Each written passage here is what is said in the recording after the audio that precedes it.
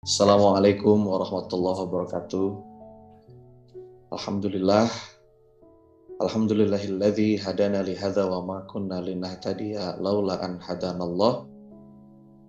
Asyhadu an la ilaha illallah al-malikul haqqul mubin wa asyhadu anna Muhammadan abduhu wa rasuluh al-mab'uts rahmatan lil alamin.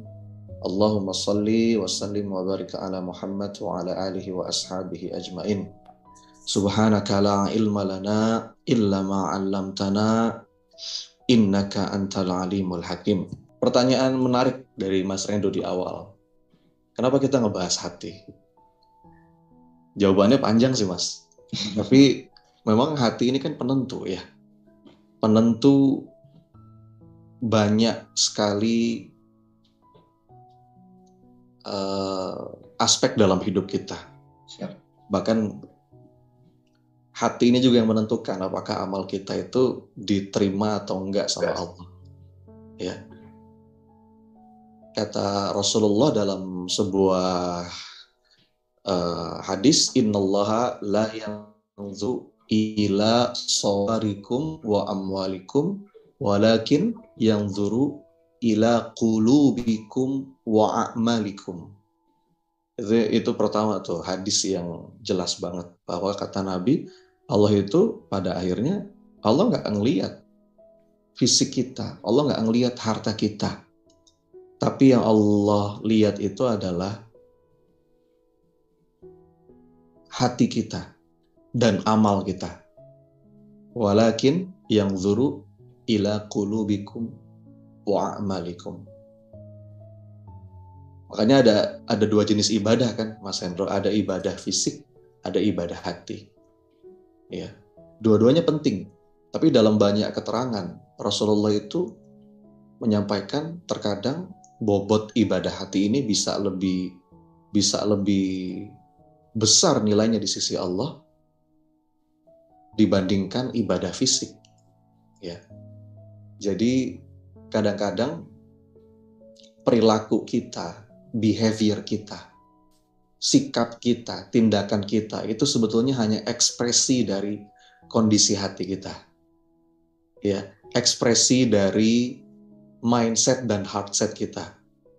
Pernah nggak sih Mas Hendro ngerasain ketika kondisi hati udah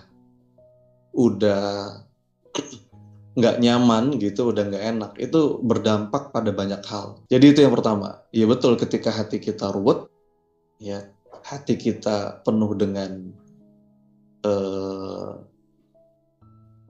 gemuruh yang cenderung negatif, akhirnya banyak sekali dampak negatif di aspek lainnya di kehidupan kita. Itu yang pertama, Mas, menjawab kenapa kita penting dan sering banget kita ngebahas tentang urusan hati ini. Kenapa hati yang berserah itu tuh penting, Mas? Ya, hati penting. Yang berserah gitu ya. Penting banget, Mas. Penting banget. Jadi ternyata Mas Hendro, Bapak Ibu yang dirahmati Allah, hati yang berserah itu adalah kekuatan. Dan hati yang berserah itu punya kekuatan untuk mengubah hidup. Dalam hidup ini kita perlu terus berubah. Hidup itu adalah perjalanan transformasi diri. Memang kata Nabi, dari hari ke hari, kita harus terus berubah menjadi lebih baik dan lebih baik. Gak apa-apa walaupun sedikit, walaupun hanya 1%. Tapi kita berusaha dari hari ke hari mengubah hidup. Kalau hari ini sama dengan hari kemarin, bahkan kata Nabi, kita termasuk ke dalam golongan orang-orang yang merugi. Apalagi kalau hari ini lebih buruk dari hari kemarin.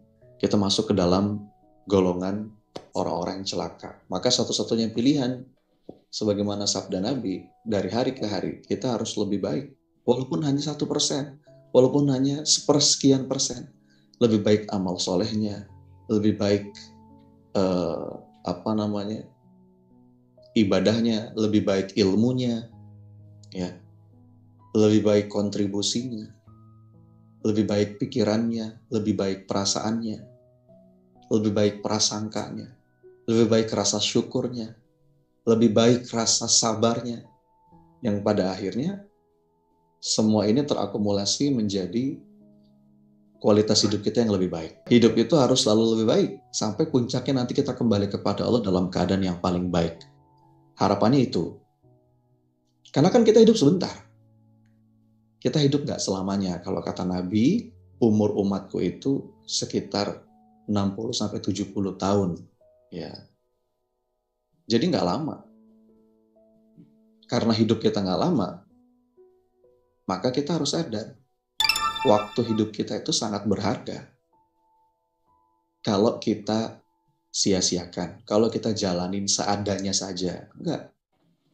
Kita harus terus berbenah, kita harus terus berubah, kita harus terus memperbaiki diri. Sampai kita kembali kepada Allah dalam keadaan yang paling baik. Dan ketika kita ngomongin perubahan diri, Mas Hendro, ternyata hati yang berserah itu punya kekuatan untuk mengubah hidup kita dan mengubah diri kita. Kita kan butuh dorongan ya Mas. Untuk berubah itu setiap kita butuh dorongan. Mungkin dorongan dari internal dibantu juga dengan dorongan eksternal. Tapi pada prinsipnya setiap kita itu butuh dorongan untuk berubah. Dan ternyata dorongan yang paling kuat itu memang dorongan hati, Mas. Dorongan hati. Hati yang seperti apa? Nah, balik lagi, hati yang berserah ini punya kekuatan yang sangat kuat.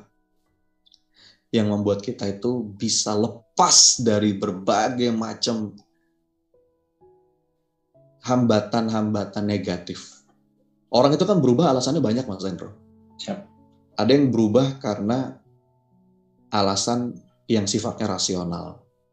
Ada yang orang itu berubah karena alasan yang sifatnya emosional. Tapi puncaknya ketika seseorang itu bisa berubah karena alasan spiritual. Dan hati yang berserah ini adalah kekuatan spiritual yang paling puncak, Mas. The biggest spiritual power. Saya menyebutnya the biggest spiritual power. Kekuatan spiritual terbesar. Yang ini menjadi modal sangat kuat untuk kita bisa berubah itu hati yang berserah. Ya. Hati yang kepengen disayang sama Allah, hati yang kepengen dimaafin sama Allah. Hati yang kepengen diampunin sama Allah. Jadi ini sebuah kesadaran yang sangat penting ya. Spiritual mindset dan spiritual heart set. Intinya Mas Hendro, kenapa kita ngomongin hati yang berserah?